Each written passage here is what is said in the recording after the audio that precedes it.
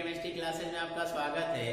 आज हम लोग रसायन विज्ञान से संबंधित 25 ऐसे महत्वपूर्ण प्रश्नों को जानेंगे जो लगभग सभी परीक्षाओं में पूछे जाते हैं और इनसे संबंधित अन्य महत्वपूर्ण तथ्यों को जानेंगे। इनसे संबंधित कुछ ट्रिक्स को भी हम लोग जानेंगे। तो आइए शुरू करते हैं 25 महत्वपूर्ण प्रश्नों को। सबसे पहले यहाँ पे लिखा हुआ है, कौन सी प्रमुख गैस ग्लोबल वार्मिंग के लिए उत्तरदायी है। ग्लोबल वार्मिंग का मतलब आजकल पृथ्वी का टेम्परेचर बढ़ रहा है, उसके लिए कौन सी गैस, इसके लिए कई सारी गैसें जिम्मेदार होती है, लेकिन पूछता है प्रमुख गैस कौन सी होती है जो इसके लिए जिम्मेदार होती है। या इस प्रश्न को ऐसे पूछ सकता है कि हरित गृह प्रभाव, ग्रीन हाउस इफेक्ट के लिए, क्योंकि दोनों चीज सेम है, तो चाहे ग्रीन हाउस इफेक्ट के लिए गैसों को पूछे और चाहे ग्लोबल वार्मिंग के लिए गैसों में पूछे, चाहे इसको वैश्विक उष्णन भी देता है, तो प्रमुख गैस जब भी पूछे आपसे तो आप कार्बन डाइऑक्साइड को बताओगे। किसको बताओगे? Carbon dioxide. वैसे ग्लोबल वार्मिंग के लिए अन्य भी कुछ गैसें जिम्मेदार होती हैं, जिनको मैं एक ट्रिक के माध्यम से हमें बताता हूं। एक ट्रिक है इसके लिए, ओ मीना कल काजल लगाना। क्या ट्रिक है इसके लिए? ओ मीना कल काजल लगाना। इसके लिए देखिए, ओ से हो जाएगा ओजोन, ओ से कौन सी गैस हो जाएगी? ओजोन। मी से हो जाएगा मीथेन, ना से हो जाएगा नाइट्रस ऑक्साइड, नाइट्रस ऑक्साइड। इसके अलावा कल से हो जाएगा फ्लोरो कार्बन। क्या हो जाएगा? फ्लोरोकार्बन, जिसको फ्रेयान भी कहा जाता है। और यहाँ पे का से हो जाएगा कार्बन डाइऑक्साइड, ये जो मैंने लिखा है, और यही प्रमुख गैस है इसके लिए जिम्मेदार। और इसके अलावा यहाँ पे जल भी लिखा है, तो जल से हो जाएगा जलवाष्प। इतनी सारी गैसें जो हैं ग्लोबल वार्मिंग या हरित गृह प्रभाव के लिए जिम्मेदार हैं, तो आप इन सबको याद रखेंगे। लेकिन मुख्य गैस पूछे तो आप कार्बन डाइऑक्साइड को बताएंगे। कभी कभी परीक्षा में पूछ देता है कि निम्न में से कौन सी गैस ग्लोबल वार्मिंग के लिए जिम्मेदार नहीं है या कौन सी गैस जिम्मेदार है। तो जब कई सारी गैसें इस तरह का देगा तो अब इस तरह के ऑप्शन को करने में दिक्कत आती है, तो आप इस ट्रिक के माध्यम से इन सभी गैसों को याद कर लेंगे। चलिए दूसरा प्रश्न लेते हैं, अम्ल वर्षा के लिए कौन सी गैसें जिम्मेदार है। तो जो अम्लीय ऑक्साइड होते हैं वो जल से क्रिया करके अम्ल बनाते हैं, तो ऐसी कोई भी गैस जो अम्लीय ऑक्साइड के रूप में होती है वो सभी अम्ल वर्षा के लिए जिम्मेदार होती हैं। तो इसमें मुख्य रूप से दो गैसें आती हैं, सल्फर डाइऑक्साइड और नाइट्रोजन डाइऑक्साइड। वैसे आप कहें तो इसमें कार्बन डाइऑक्साइड भी आ सकती है, लेकिन मुख्य रूप से यही दो गैसें अम्ल वर्षा के लिए जिम्मेदार होती हैं। यही जल से क्रिया करके और जल को अम्लीय बना देती हैं। नेक्स्ट प्रश्न लेते हैं, न्यूट्रॉन की खोज किसने की थी। आपको पता होना चाहिए कि जो न्यूट्रॉन है वो किसी भी परमाणु का 3 मूल कण होता है, इलेक्ट्रॉन प्रोटॉन न्यूट्रॉन, तो उसी में से एक न्यूट्रॉन है। तो परीक्षा में बहुत बार ये प्रश्न पूछा गया है कॉम्पिटिटिव एग्जाम्स में कि न्यूट्रॉन की खोज किसने किया था, प्रोटॉन की खोज किसने किया था, इलेक्ट्रॉन की खोज किसने किया था। तो न्यूट्रॉन की खोज किया था चैडविक ने। किसने किया था? चैडविक ने। और आप चाहें तो इसको ट्रिक के माध्यम से तीनों को याद कर सकते हैं। होता है ईटा पगनाच। क्या होता है? ईटा पगनाच।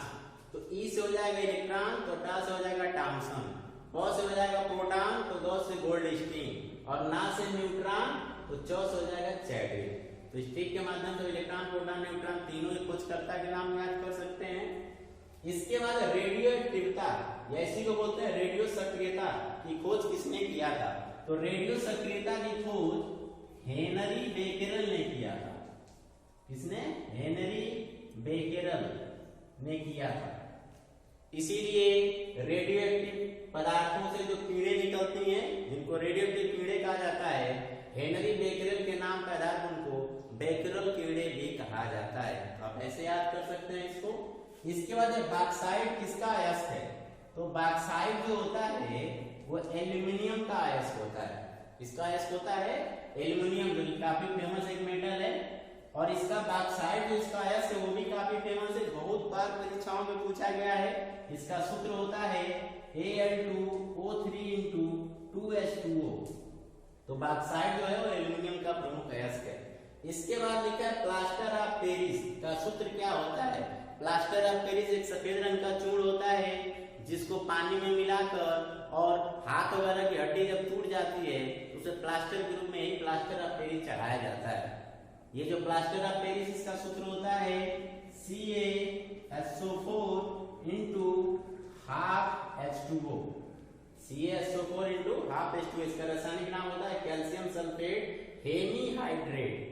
कैसे बनाते हैं इसको, इसी से मिलता जुलता एक कंपाउंड होता है जिप्सम, जिसका सूत्र होता है CaSO4 into 2H2O। और जब इसी जिप्सम को 120 डिग्री सेल्सियस तक गर्म करते हैं तो इसमें से पानी के कुछ अणु निकल जाते हैं। ठीक है, कितना 1 से 1/2 पानी के अणु निकल जाएंगे तो ये एक जिप्सम कन्वर्ट हो जाता है प्लास्टर ऑफ पेरिस में। तो ये यहाँ पे लिखा हुआ है जिप्सम का सूत्र। और इसी जिप्सम को 120 डिग्री सेल्सियस पे गर्म करके प्लास्टर ऑफ पेरिस बनाते हैं। काफी फेमस है, बहुत बार परीक्षाओं में पूछा जाता है। इसके बाद दिया जंग लगने पर लोहे के भार में क्या परिवर्तन होता है। तो जंग लगने पे लोहे का फार्मूला होता है Fe। और जब जंग लगता है तो ये ऑक्सीजन से क्रिया कर लेता है, और जब ऑक्सीजन से क्रिया करता है तो ये Fe2O3 into XH2O में बदल जाता है। आप देखिए पहले ये Fe था, अब इसके साथ ढेर सारे एटम्स इसके साथ कनेक्ट हो गए हैं। नमी की उपस्थिति में लोहा ऑक्सीजन से क्रिया करके और जंग में कन्वर्ट हो जाता है। तो अब इसलिए क्या होगा, भारी होगा। पहले अकेले था, अब इसके साथ कई सारे आ गए एटम, तो ये भारी होगा क्योंकि कंपाउंड के रूप में, यौगिक के रूप में कन्वर्ट हो जाता है। अर्धचालक के रूप में प्रयुक्त होने वाली प्रमुख धातुओं के नाम बताइए। तो अर्धचालक जो ट्रांजिस्टर वगैरह में सेमीकंडक्टर यूज किया जाता है उसको अर्धचालक से ही बनाया जाता है, सेमीकंडक्टर से बनाया जाता है। तो अर्धचालक रूप में कौन सी धातुएं मुख्य रूप से यूज होती हैं, तो इसमें आप नाम देंगे सिलिकॉन का, और इसमें आता है जर्मेनियम। क्या आता है, जर्मेनियम। आजकल पहले जर्मेनियम का यूज ज्यादा होता था सेमीकंडक्टर और चालक के निर्माण में, आजकल सिलिकॉन का यूज सबसे ज्यादा हो रहा है। इसके बाद दिया है पानी का अधिकतम घनत्व किस ताप पर होता है। काफी इंपॉर्टेंट, वेरी इंपॉर्टेंट प्रश्न है ये, और लगभग कई सारे परीक्षाओं में ये पूछा जाता है। तो आप कह सकते हैं कि जब पूछा जाता है पानी का अधिकतम घनत्व कब होता है, तो लड़के ज्यादातर बताते हैं कि 0 डिग्री सेल्सियस पे, जबकि पानी का अधिकतम घनत्व 4 डिग्री सेल्सियस पर होता है। तो अब इसको अपने दिमाग में रखेंगे। इसके बाद भोपाल गैस त्रासदी के लिए उत्तरदायी प्रमुख गैस कौन सी है। 1984 में एमपी के राजधानी भोपाल में एक बहुत बड़ी गैस त्रासदी हुई थी जिसमें कई हजार लोगों की मृत्यु हो गई थी। तो ये काफी महत्वपूर्ण प्रश्न है, परीक्षाओं में पूछता है कि उस गैस त्रासदी के लिए कौन सी प्रमुख गैस जिम्मेदार थी। तो उसका नाम था मिथाइल आइसोसाइनेट। मिथाइल आइसोसाइनेट, और इसको साइड में कहा जाता है MIC। क्या बोलते हैं इसको, MIC, मिथाइल आइसोसाइनेट। तो यही वो जहरीली गैस थी जिसकी वजह से हजारों लोगों की मृत्यु वहां पे हुई थी इस भोपाल गैस त्रासदी में। नेक्स्ट लेते हैं प्रश्न, वायु में कौन सी अक्रिय गैस नहीं है। तो अक्रिय गैसें कौन कौन सी होती हैं, हीलियम, नियान, आर्गन, क्रिप्टॉन, जेनान और रेडान। तो इसमें जो लास्ट वाली गैस है रेडान, जो कि एक रेडियोएक्टिव पदार्थ होता है, यही कारण है कि ये वायुमंडल में नहीं पाया जाता है। तो इसका आंसर हो जाएगा रेडान। कौन सी गैस, अक्रिय गैस वायु में नहीं पाई जाती है, रेडान। नेक्स्ट प्रश्न है, चूना पत्थर का रासायनिक नाम बताइए।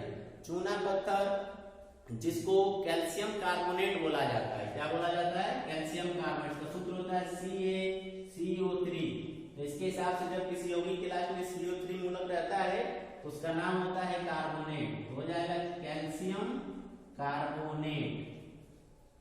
और इसको अन्य नामों से भी जाना जाता है, संगमरमर का भी यही नाम है, संगमरमर का भी यही सूत्र है, खड़िया या जो चौक है इसका भी यही रासायनिक नाम और यही सूत्र होगा।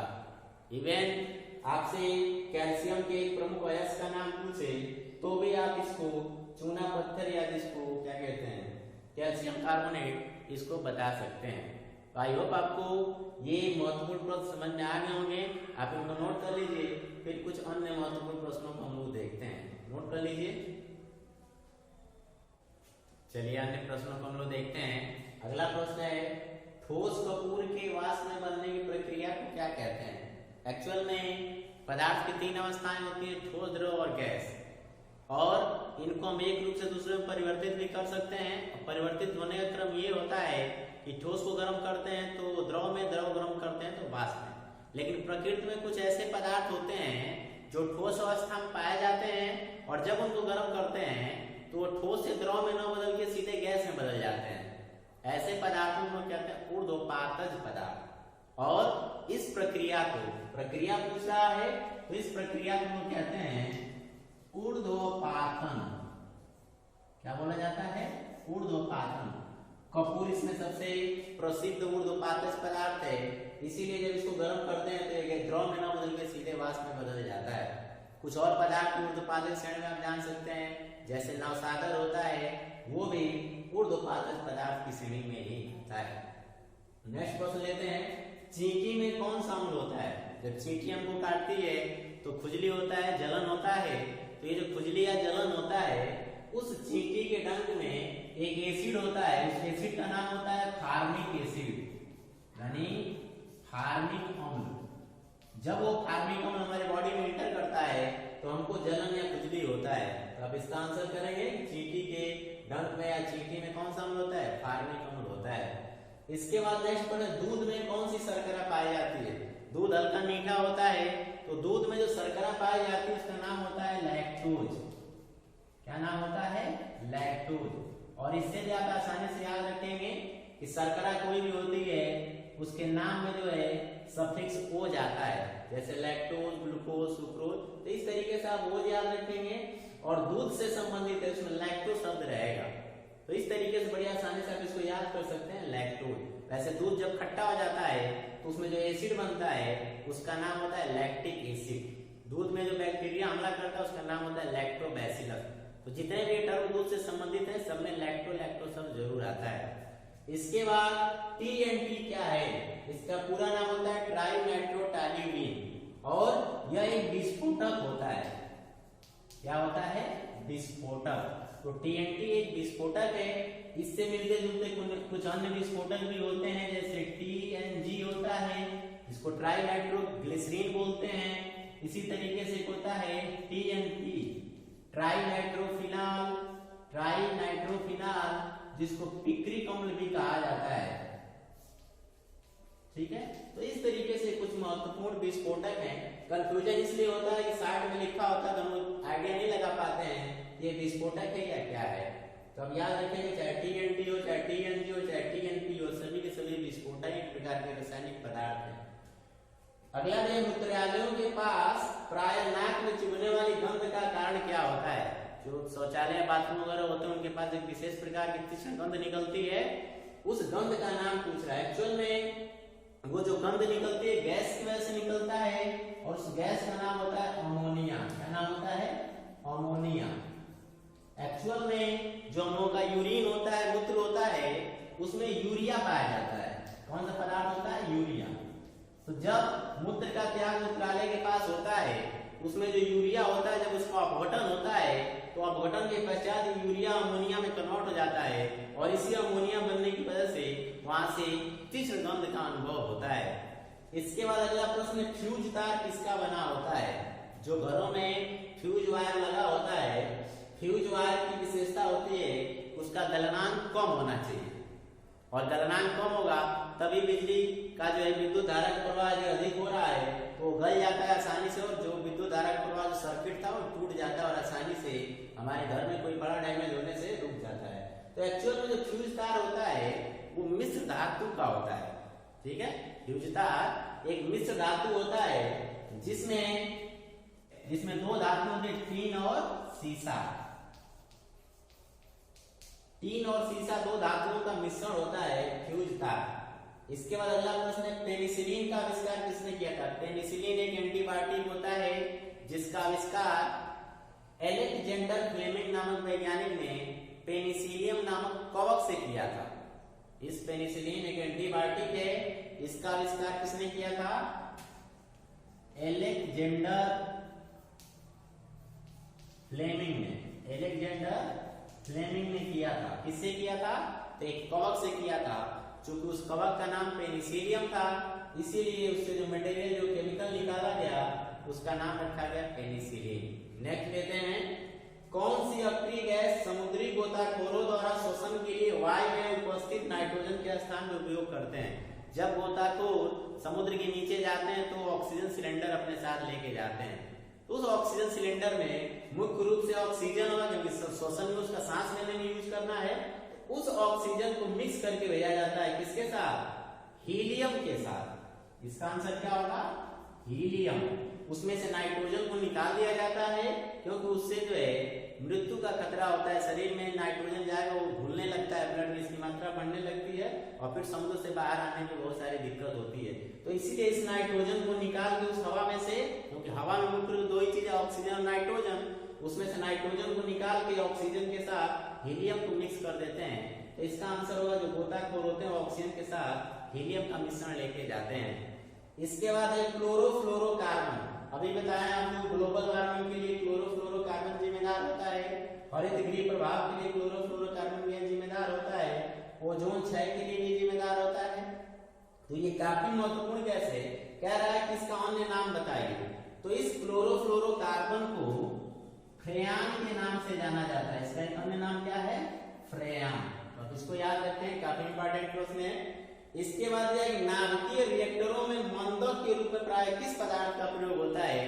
तो नाभिकीय रिएक्टर में जहां से अत्यधिक मात्रा में बिजली वगैरह पैदा किया जाता है, परमाणु भट्टी वगैरह में, तो वहां पे मंदक के रूप में D2O, इसका प्रयोग होता है D2O, जिसको कहते हैं हम लोग भारी जल। H2O होता है सामान्य जल और D2O जिसको भारी जल कहते हैं। तो आई होप आपको ये प्रश्न भी समझ में आ गया होगा। नेक्स्ट लेते हैं, सर्वप्रथम मानव ने किस धातु का प्रयोग किया था? तो काफी आसान प्रश्न है, लेकिन न आने की वजह से परीक्षा में छूट जाता है। तो अब इसको याद रखेंगे, तांबा, कॉपर। आदि मानव ने सबसे पहले किस धातु का प्रयोग किया था? तांबा का। इसके बाद अगला दे रखा है प्रश्न, और हम लोगों के 25 महत्वपूर्ण प्रश्नों में अंतिम प्रश्न, 25वां प्रश्न, विद्युत की सबसे अच्छी चालक धातु कौन सी है? सभी धातुएं विद्युत की चालक होती हैं, लेकिन उसमें पूछा सबसे अच्छी चालक कौन सी धातु होती है? तो नॉर्मली हम लोग कॉपर या इस तरह के, सोना या इस तरह के मेटल को बताते हैं, जबकि इसका सही आंसर होता है सिल्वर, चांदी। सिल्वर जो होती है, चांदी, वो सभी धातुओं में सबसे अच्छी चालक मानी जाती है। तो आई होप आपको ये जितने भी महत्वपूर्ण 25 प्रश्न आपको लिखवाए गए हैं समझ में आ गया होगा, पढ़ के आपको मजा आया होगा। इसको आप पढ़ते रहिए। मिलते हैं अगली वीडियो में कुछ अन्य महत्वपूर्ण प्रश्नों के साथ, कुछ अन्य महत्वपूर्ण टॉपिक्स के साथ। वीडियो को देखने के लिए